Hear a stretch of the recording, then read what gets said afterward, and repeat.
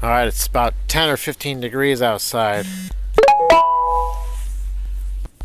We're going to plug in this 5.4 Super Duty. So, you know, the engine's a little warm and toasty in the morning. Oh, there we go.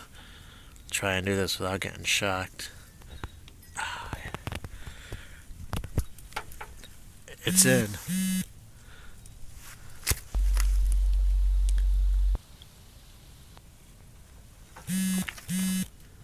Ooh, I hear it heating up. That's a good sign. You know, we don't want hard starting in the morning.